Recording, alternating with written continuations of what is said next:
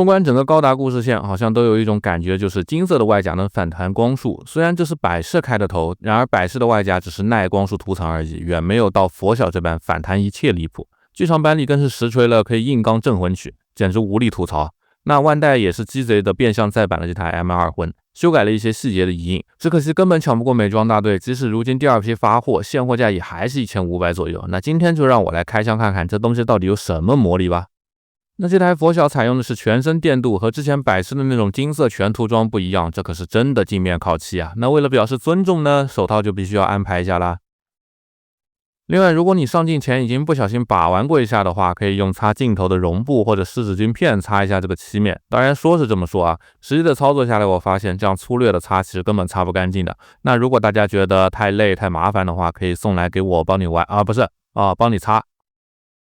佛晓高达是奥部首长乌兹米命令下曙光社秘密开发完成的。该机在保持 X100 及强袭高达骨架的基础上，在机体的双肩和脚踝处增设了数个姿态治愈喷口，进一步强化了机动性。另外，作为旗舰机指挥机，通讯系统也得到了强化，使该机在中磁干扰器的影响下也能保证一定的通讯畅通。该机最大的特征便是其金色的装甲8尺镜。装甲做了特殊的覆膜处理，结合了光束衍射光栅层与超微等离子临界控制层，理论上是能够反射一切光束攻击的，并且利用佛晓高达的探测器，能够将敌机射来的光束攻击再反射回敌机，破坏镇魂曲时甚至能够穿透其光束屏障。但这设定在我看来简直就是扯淡，光是阳电子炮那就已经是反物质兵器了，即使说反射的是其湮灭时候的能量数，那也说明这装甲不止反射光，还能抗高热，就算能如此违背物理学，又为何挡不了近战的光束军刀呢？所以设定的事情啊，千万不要认真，就算剧场版里挡不了镇魂曲，但帅就完事了。看这一身电镀金，设定上造价一机就能顶20架 M1 一端，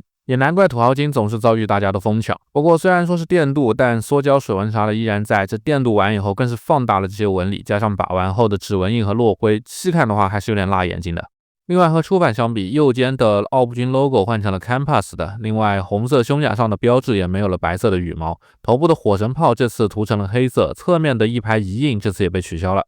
另外前裙甲上这次很多的遗印标识在这里也是要么被替换，要么被取消掉了。OK， 那么看完细节设定上来看，佛晓的内里其实就是一台强袭，不过这一台的可动并没有参考 Anime 的强袭，而是和沿用了 C 的其他几台的框架。首先头部的脖子可以向前伸一段，也是摆 pose 最灵魂的一段了。低头大概在30度附近，抬头也能有30度以上。360度的转头可能会受到衣领的干涉，平着转的话倒是没有什么问题的。左右的摆头幅度就比较差了，只有15度左右，主要还是因为衣领有严重的干涉。肩部有前伸的引出关节，不过因为肩甲太大，只能向前到45度，向后借助球关的话能有稍微10度左右。大臂的360度大风车自然是毫无压力的。肩甲本身能上抬45度左右，但这里的关节不知道咋设计的呀，肩甲上抬后手臂反而侧抬不起来了，只有肩甲像这样打平的时候才能做到90度的平抬。手腕根部也有常规的360度平转的切面。不过令我更费解的也是这个曲肘了，是这里的双段关节装反了吗？这么大的关节空隙竟然只能有90度的曲肘，关键是我根本就不敢去用力掰呀。腰部能够做到360度的转动，只不过一定要注意裙甲的避让。胸腰用了 C 的系常用的隐藏联动的结构，弯腰能超过30度以上。挺胸的幅度就差一些了，算上腰部的球关只有向后15度，左右的侧摆和弯腰一样用的是这种嵌套式的联动，不过这里的阻尼非常的紧啊，左右能达到接近30度的侧摆。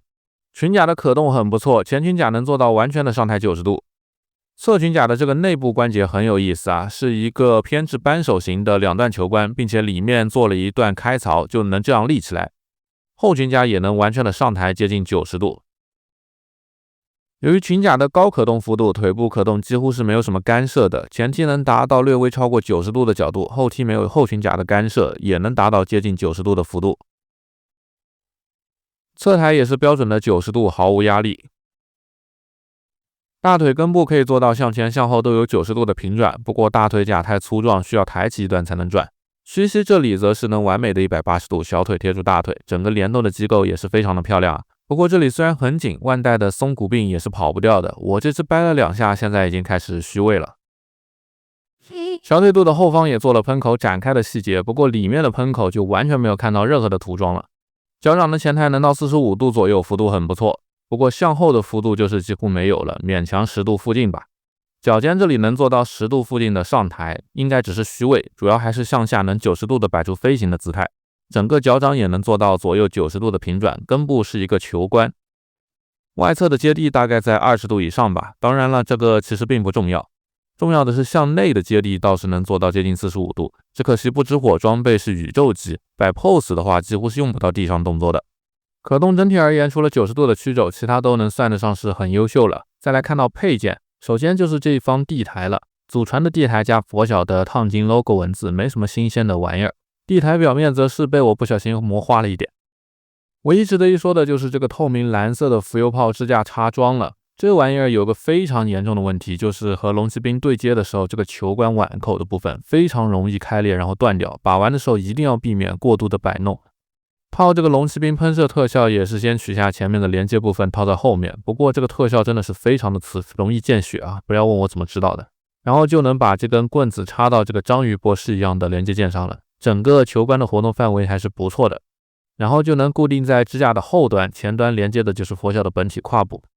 手型方面一共有4对，开掌、握枪、握剑和握拳的手型各一对，不过是因为手型材质问题还是怎么样，手背用的是金色的喷漆，没有做镜面电镀，这就是我认为一个很大的败笔了。装在本体上的话，打眼这么一看，感觉真的是格格不入啊。武装方面就是常规的盾牌、光剑和光束枪了，涂装都很漂亮，特效也做了渐变的涂装，甚至光束剑柄的末端都做了电镀，枪身上也喷了一层光油，感觉很是用心了。盾牌和手臂有2处的连接，一处是手腕的背面的锁扣，另一处则是拂晓手握的盾牌握把，握把可以插到盾牌背面的凹槽里固定。佛晓的这面盾牌虽然有80进的涂层，但本体其实是一面7式防盾，主要就是用来防御近战和实弹兵器的。另外光束步枪则是奥布研制的摆雷，主要特点就是出力稳定的情况下，连续射击的性能依然优秀。另外枪柄的下方还有插光束金刀的凹槽，用来实现步枪刺刀式的突刺，这个设定当然也在这一台 M2 魂上还原了。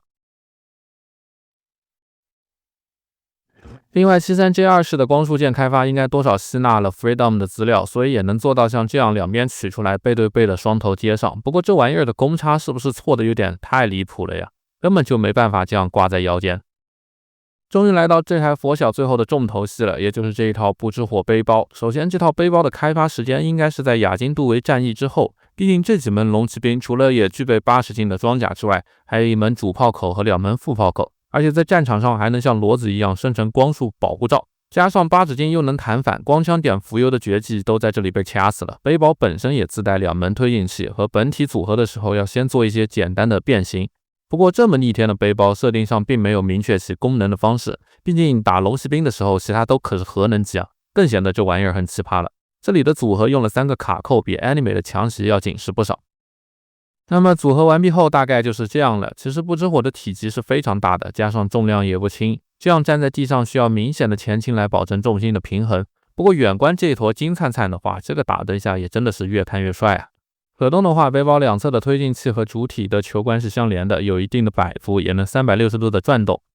中间这一段也是能够像这样垂直旋转的，两侧的基座能够上下转动，也有前后的摆动幅度轴。和本体连接时也能像这样抬起一定的角度。OK， 那么到此为止，这台佛晓所有的细节和设定就全部展示完毕了。总的来看，高贵的全身电镀、涂装、品控啥的都很 OK， 可动也不赖。加上强袭的底子，颜值方面自然不会差，在剧中的表现也堪称扯淡啊！自然人气是不会差的，所以涨是预料之中的。但真的还是很讨厌太多投机倒把的家伙进来了，恶心我们这些贫苦的胶老，想玩的玩不上，想买的买不起，这里也只能发出一声轻叹，唉。好了，那么本期视频就到这里啦，大家记得一键3连，一定要关注我哦。